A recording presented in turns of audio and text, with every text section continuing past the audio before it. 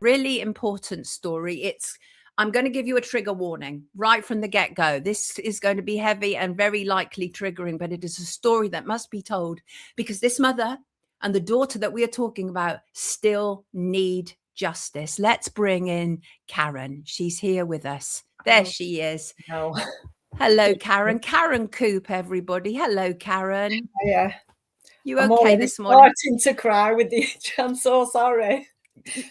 First of all, you must not apologize, right? You and I went through quite an experience last week when I called you. I've been promising to call you for several weeks, finally got around to calling you because I knew it was going to be a big one. I knew I couldn't rush talking to you. We ended up having a very long and in-depth conversation about your darling daughter, Sarah. And I think before we go any further, I want to play a wee clip of Sarah so people can get a little idea about what a poppet. Okay, let's do that. Let me just find it here. Here we go. One kidney and a hole in my heart. Let me take that back to the beginning. My name is Sarah and I was born 19 years ago with one kidney and a hole in my heart. I'm going to show you what it's like to be me for a week. But first, I'd like to tell you a little bit about what I've been through so far. I arrived at Queen's Park Hospital on Sunday, the 3rd of September 1989. I was taken to the special care baby unit. I weighed about the same as a bag of sugar. My clothes were so tiny they'd fit on a small doll.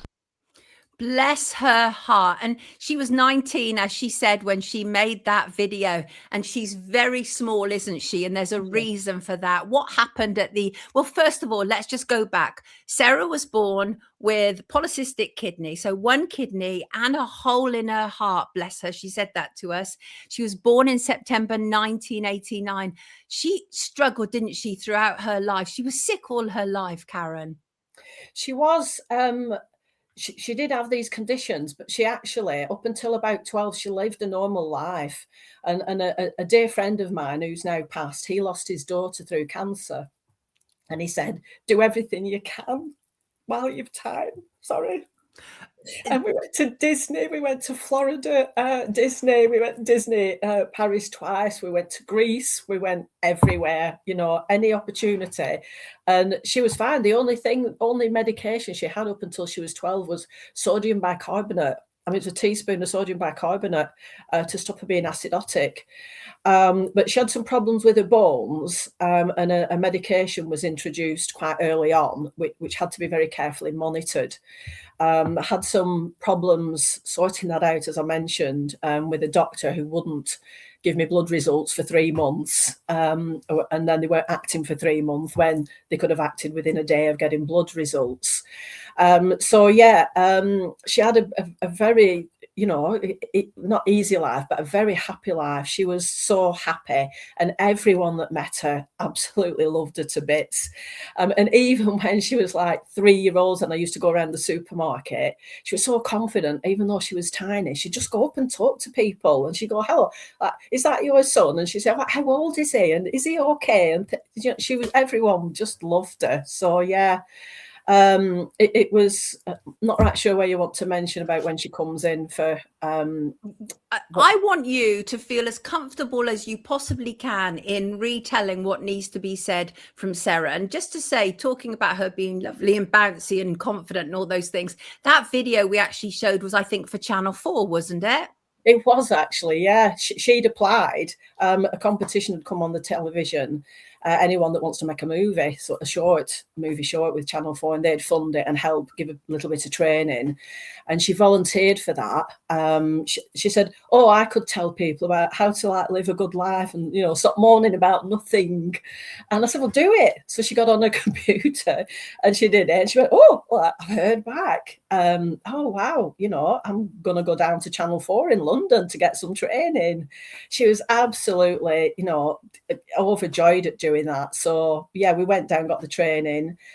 She decided what she wanted to talk about, a week in her life, which she did, of course, later on in the video. It's only very short, of course. But the problems I had started right at the beginning, to be honest. I didn't mention this, but she didn't initially have a hole in her heart.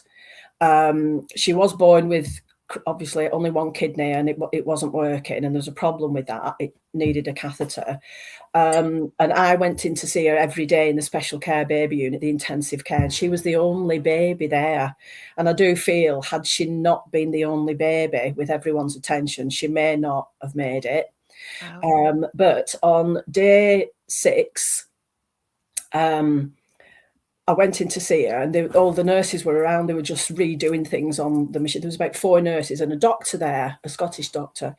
And I said, oh, I'll come back later. I don't want to disturb you. And the doctor said, no, it's fine. You stay here. It's fine. I'll talk you through what they're doing. Don't worry. And I said, oh, okay. And one of the nurses says, when I ask you, can you press the purge button? And the doctor went, yeah, okay. So she carries on talking to me, and then she turned around and pressed the purge button, and nobody had asked her to. And then all the alarms went off, and she said, what have you just done? And she said, oh, I thought you said press the purge button. And she said, no, I didn't. So I didn't know what had happened. And I said, do you want me to go to this senior nurse? And she said, yes, go. So I left, not really, just thinking, oh, she's done something on the machine, it's not calibrated or whatever. I came back about 4 hours later, and I'm like, where's Sarah? And they said, she's there. I said, that's not my daughter. And she'd gone from being like just led the okay breathing and just asleep to absolutely gasping for air. And she was so gaunt, I actually didn't recognize her as my baby.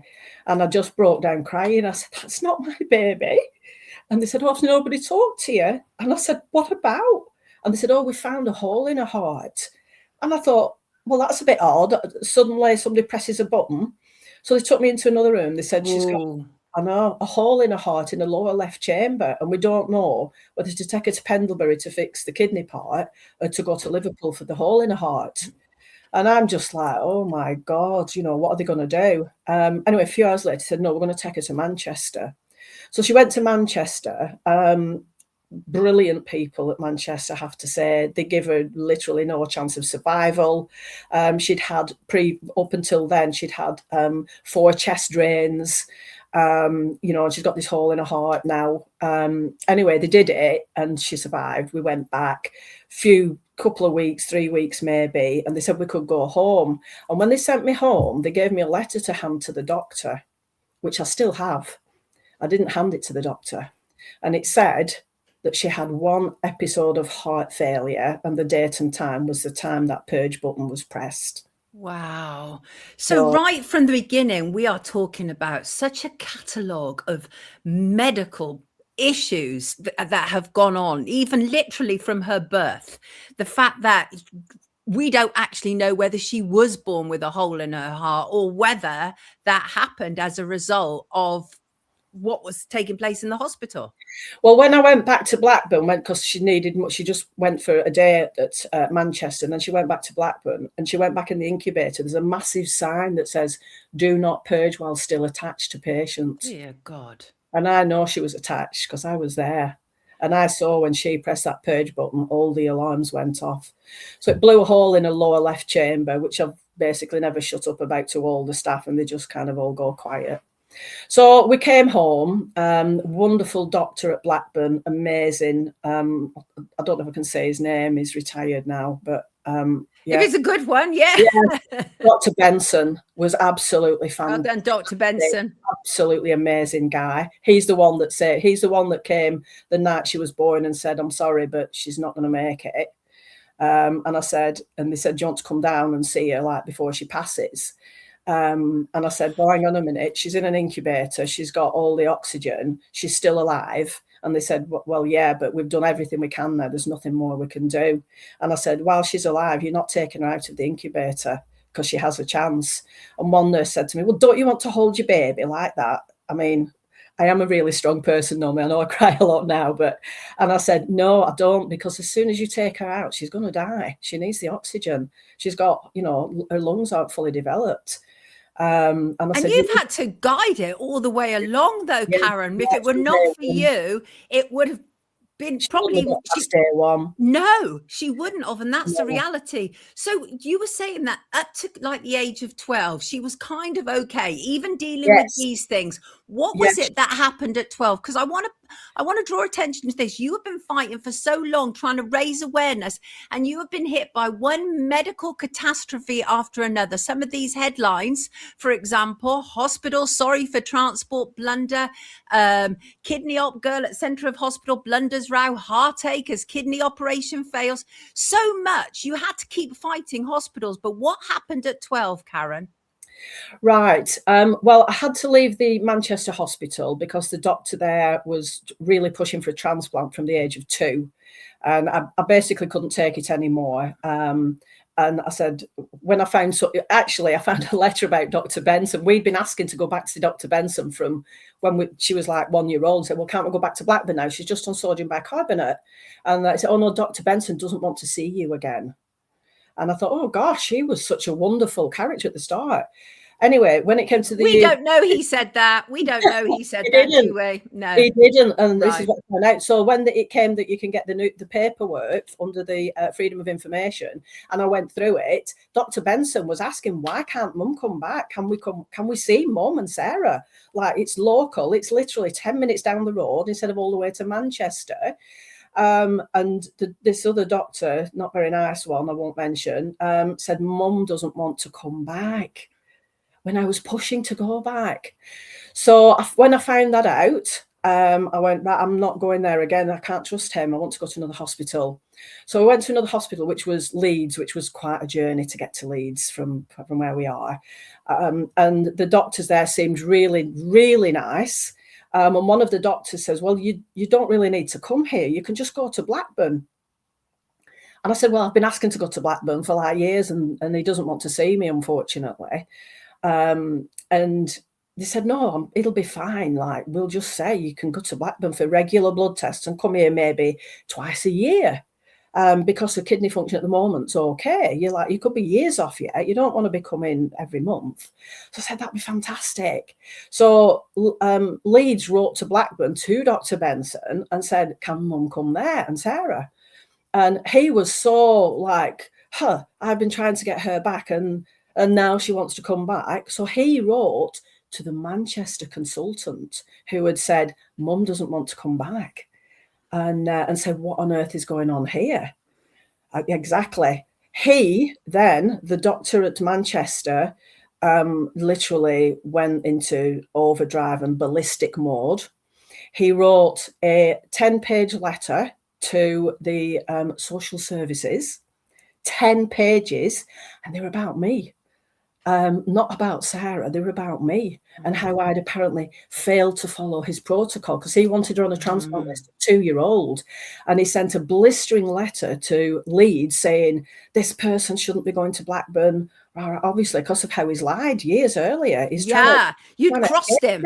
You'd crossed him, and probably in his whatever narcissistic mindset or whatever it was, he felt that he had to come back at you. Talk to me about a transplant, because that what you said about, because you obviously offered your own kidney, as most of us mothers would do for our children, right? And it took a year, according to them, to find out that you were a poor match. But what was the truth of that? Well, when all this blew up and the social services were involved, I was called to a social services meeting with the hospital, and they said, I'm not doing as I'm told, and I'm not giving Sarah this medication that she desperately needs. And if I don't do that, they're going to go to court and take her off me. And they'd said it was a medication called 1-alpha-calciferol, and she was on 1 drop of it. And I monitored her bloods. I took her to Blackburn or wherever to get her bloods done, or my GP, to make sure her calcium levels were safe and stable. And if it escalated, I stopped the medicine, got another blood test done, and got it. I did everything for, like I said, 12, 13 years. But the result of this social services meeting, and the doctors at Leeds said I had to increase a 1-alpha-calciferol to 6 drops, which is a huge increase. And it had to keep at that, or they were going to take me to court and have her taken off me, and they'd have care and control of her. So I felt I had to do it, even though I saw calcium going up. I didn't dare not do it. But what I didn't know then was it artificially elevates a toxin level called creatinine. and it had gone from something like 400, which was okay. They said at 800 she will need intervention, and it had gone to nearly 800 with this medicine, which I didn't know.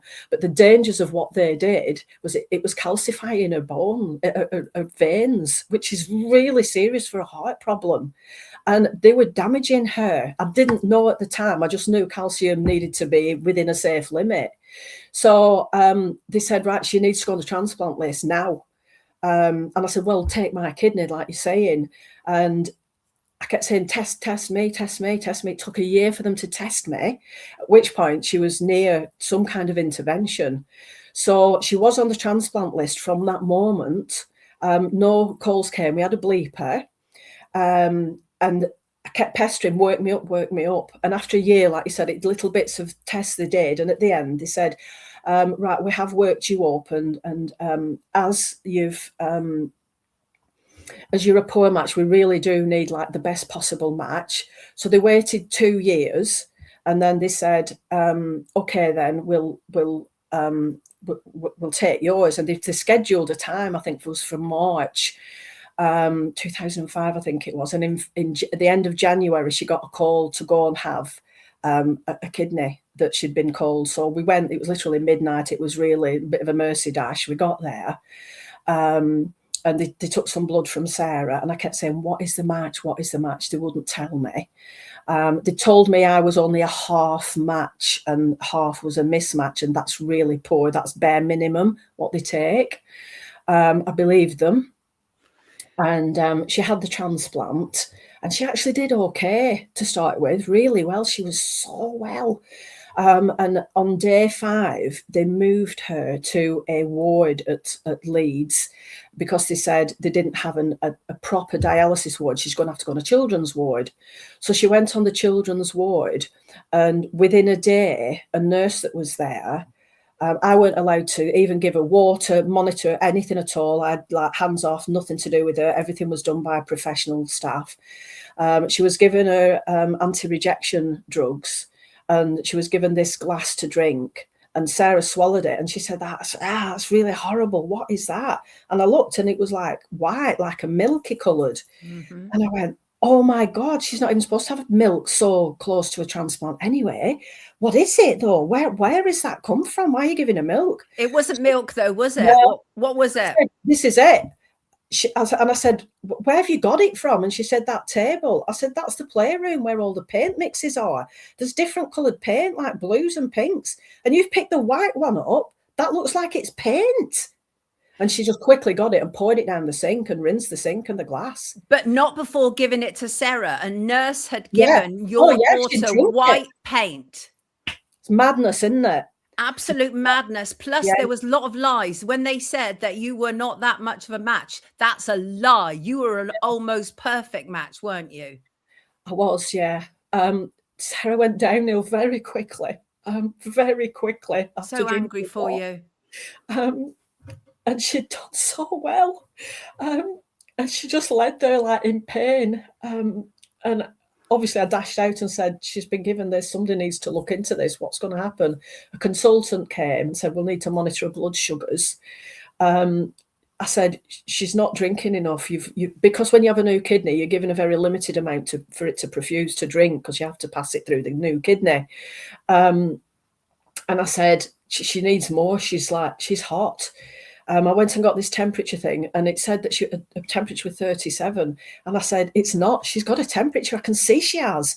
She doesn't look well. And as a mum does, like I put my face on her forehead, and I said, that's the temperature. And they're looking at me like I'm crazy, really, which I was a bit.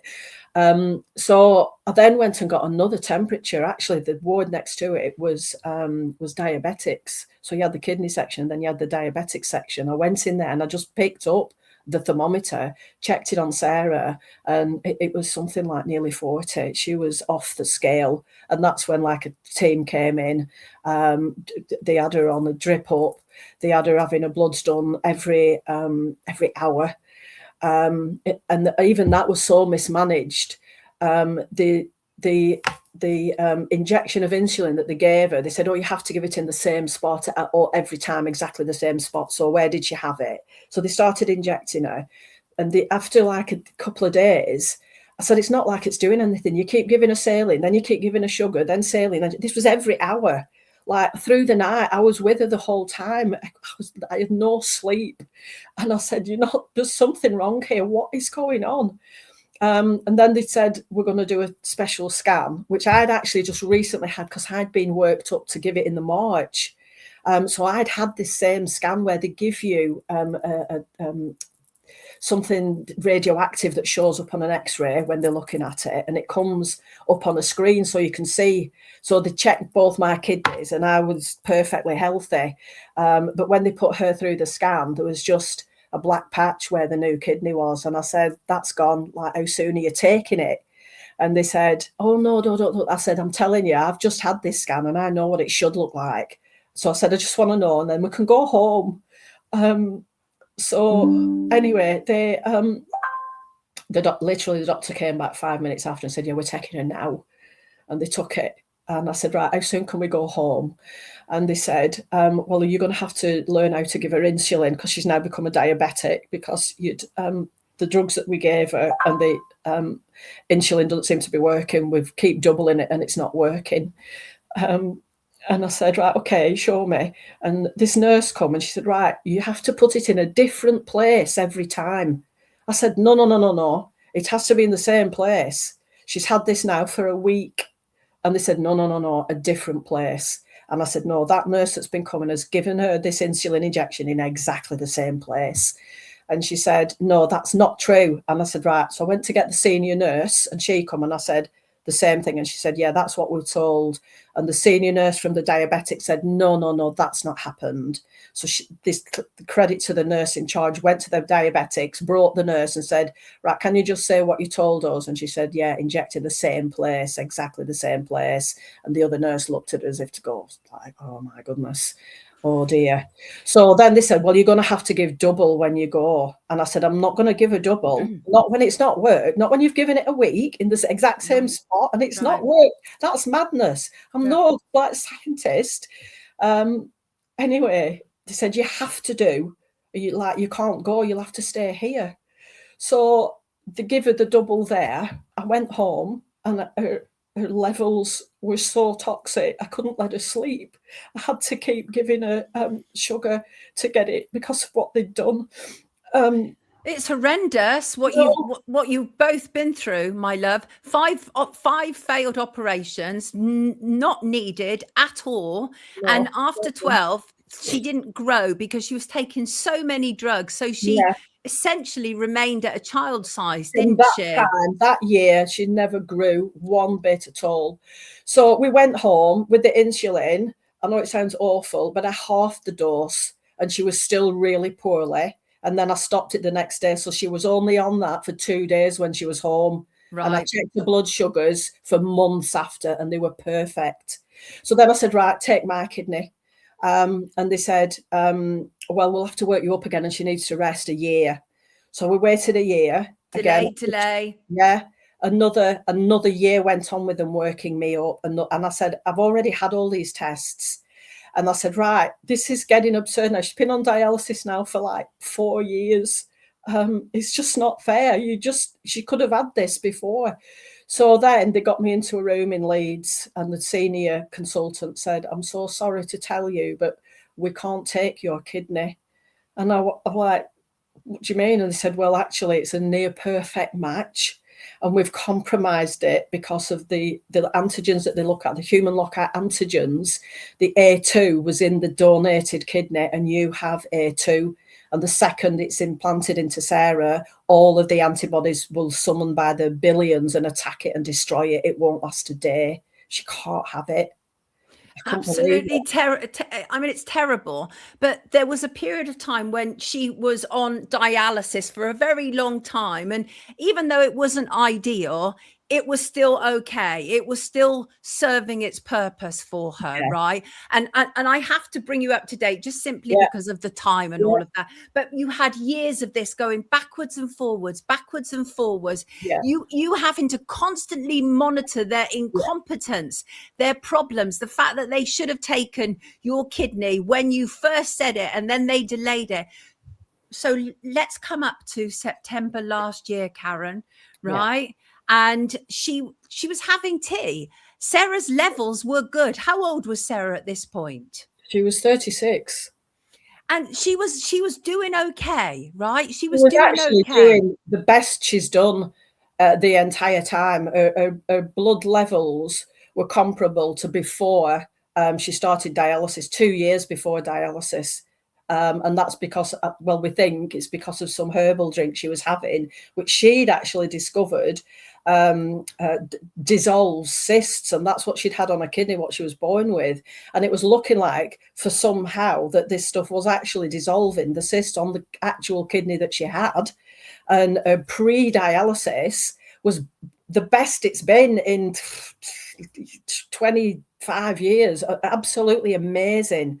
And we were all really excited, and the hospital was excited and saying, we're going to look into this. They kept saying, do the pre-dialysis bloods, let's have a look at them. I did it on 4 or 5 occasions. They were coming down on every single occasion, and we were at the point of actually them coming to do scans on her kidney. Somebody had already been to visit her and said, like, this, don't get excited, but it might be possible that you might need a little bit less dialysis because the pre-dialysis is so good. Looking good. You don't need as much. I mean, it had gone from 1,200 creatinine down to about 600.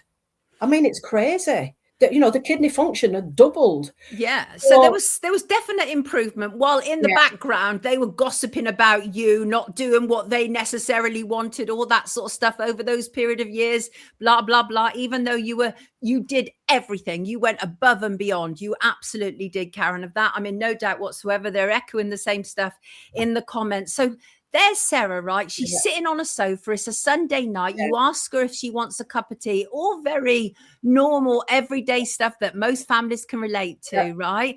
And she was half smiling, right? Then she slid off the sofa. Yeah, she was smiling because I'd offered her a cup of tea because her bloods were so good. She didn't even know. And you never did. That was the weird thing. You never offered her a cup of tea because of history and all of that kind of stuff. Right. And she sort of turned around to say, like, goodness me, you're actually offering me a cup of tea. Because I had the blood results at that point and I hadn't told her yet. I was waiting till she'd finished. And she just like went like that and slid off the sofa. And I thought, that's a bit over dramatic even for Sarah. I mean, she's like one of those characters. And I said, like get up sort of thing. Don't be, are you all right? And I saw the side of her face had dropped. And I said, oh my God, like, just stay there. And she's like, help. And she was moving her right arm and leg trying to get up. And she's like, help me. I rung 999, an ambulance came.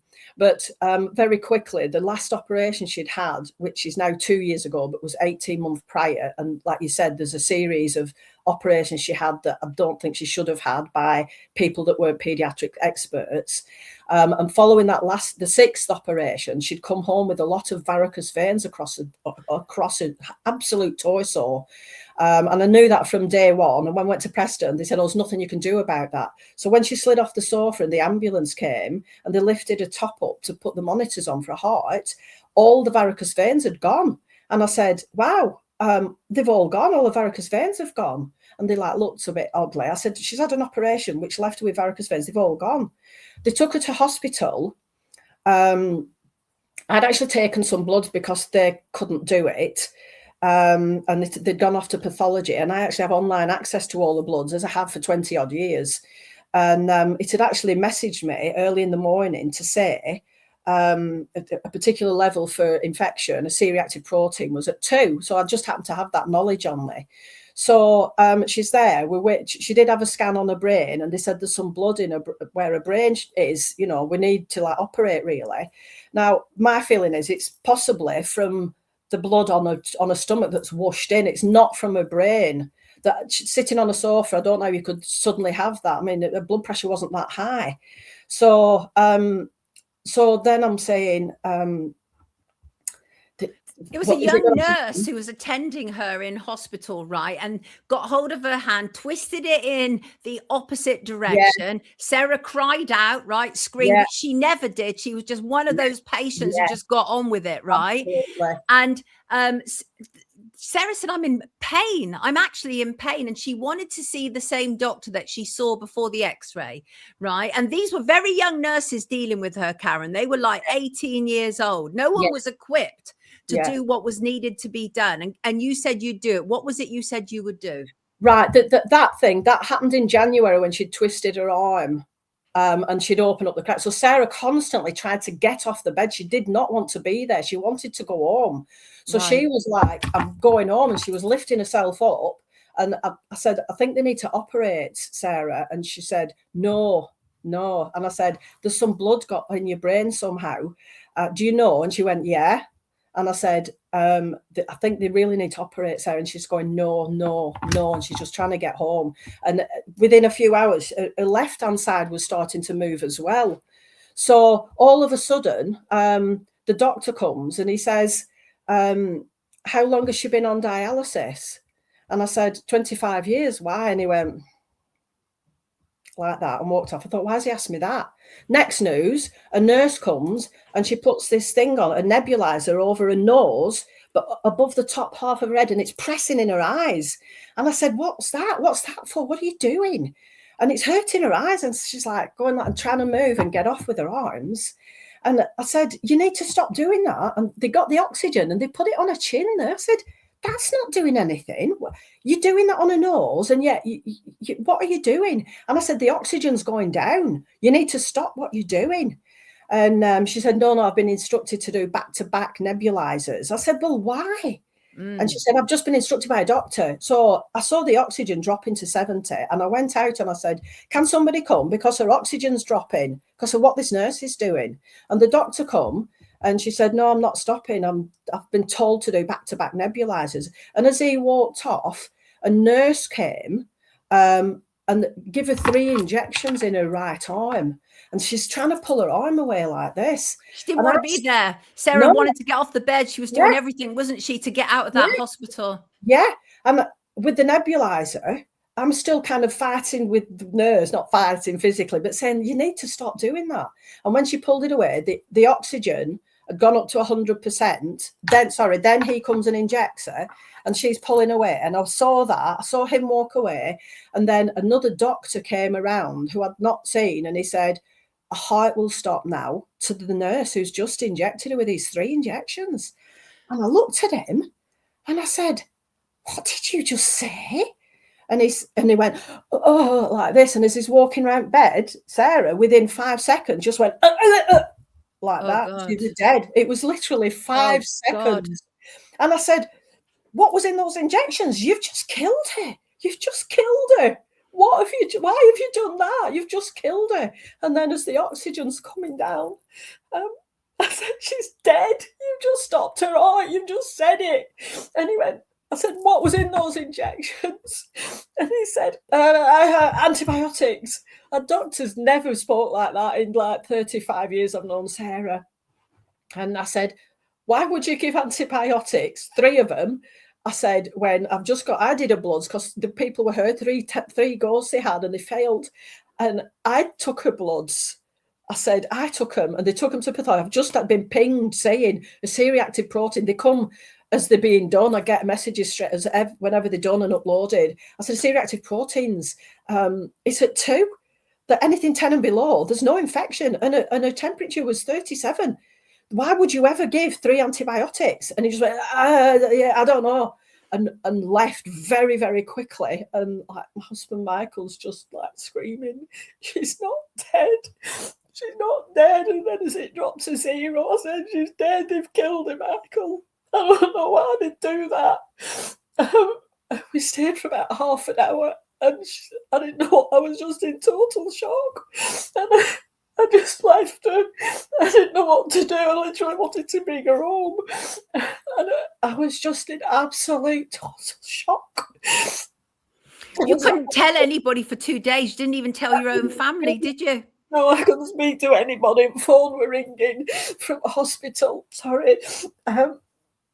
And the phone kept ringing. Anyway, on the Thursday, she died on the Monday morning about 5 o'clock. He injected them things, and on Thursday I did answer the phone, and I had told one of my brothers, and it was the medical examiner. I didn't even know anything about them, and he just said, "Tell me what happened." I told him, and I was on the phone an hour and a half at least, and he said, "Karen, I'm going to tell you, I'm going to launch the most serious of investigations, and I've got royal authority. I can get access to all the notes anyway. I do not need permission. I just have automatic authority by like the royalty." And he said, "There's no notes here. There's nothing on Sarah. And when she came in, anything that happened, basically she came in and died, and nobody'd really done anything." I said, "Well, that's not true. What I've just told you." He said, "Right, tell the coroner tomorrow. Tell her I want a toxicology. I want an MRI and an autopsy." So I spoke to the coroner the next day and told her the same. And at first she said, "Oh, I can't give any authority to say we're going to do anything. I'll probably ring you back next week." I said, "That's fine." Within 10 minutes, she'd rung back. And she said, "Yeah, we are having a thorough investigation in this." Sorry, I forgot to mention the previous day, the medical examiner rung me back 10 minutes after the hour and a half conversation. Said, "I'm just ringing you to tell you again, there are no notes. I have looked everywhere." There was a cleanup job that took place. There's a cleanup job, and that's why you must read the comments later, because there's such incredible support for you, as I knew there would be. But there was a cleanup operation that took place because they knew what they'd done, and they knew that that nurse had created a problem. They knew that the doctor had witnessed it and said that her heart was going to stop. All of that happened. Sarah's body is still in the hospital morgue. What is it that you want, Karen? What can we help put pressure on the authorities to get for you? Well, the coroner has ended it by saying they're not doing anything, and I can get one done if I want. I've tried to get one done. I've gone to the Law Society. No medical person will do an autopsy or a toxicology without instruction from a solicitor, and no solicitor will take it on. And I've gone to the Law Society to told them the same story, and they've given me some names. They won't take it on. So basically, I can't get anyone to do a toxicology to prove she was given something that stopped her heart. I know what I saw, and I shall never, ever forget the faces of those people. I was interviewed by the police in September, straight away after the coroner had spoken to me, but apparently they lost my statement and the video of that. And then they did nothing until the end of January from September. And at the end of January, the police officer that came to see me began by saying, "We're going to release Sarah after the statement today." And I said, "She's going nowhere until I get a toxicology report. And even if it comes back empty, I'll pay to have one done privately, because I know what I saw and I know what that doctor said." And he looked shocked, like, "Oh my goodness." And I can't get anyone to do it. I told the police I'd looked up the name of the doctor that said her heart will stop. And I said, "That's not him. I've looked up the face of that name, and that's not him." They're not interested. CID are not interested in anything. Case and closed. That's the other thing, isn't it? Is that they're trying to tell you it was a completely different person who had witnessed this as well. It's really hurts. Yeah, it is, Robert. Robert said, "This has really hurt me seeing and hearing this. This is too much. It's too much." And poor Karen, I wish I could hug you. I so do, because the pain you're carrying is so wrong. It's absolutely wrong. You did everything you possibly could for your darling daughter, and you're living with so much pain and guilt and regret and all these things that any parent, but you couldn't have done more, Karen. You could not have done more. So many mistakes her entire life, and I've managed to bring her back, like, from them making errors. And to be fair, I forgive errors.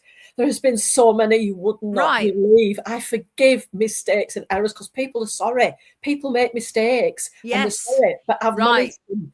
This was not a mistake. They've just thought she's worthless and not worth doing anything to. And they've stopped her. They've given her something to stop her heart. I don't know what it is, but that must be in her somewhere. But my worry now is we're on the 10th month and she's still here. And I don't know if it's possible to detect. I don't know. But what we need is to start toxicology doing. We need to start putting some pressure on. So what I'm going to do is I will send a copy of this video to your local MP, which is Sarah Smith, I believe, right?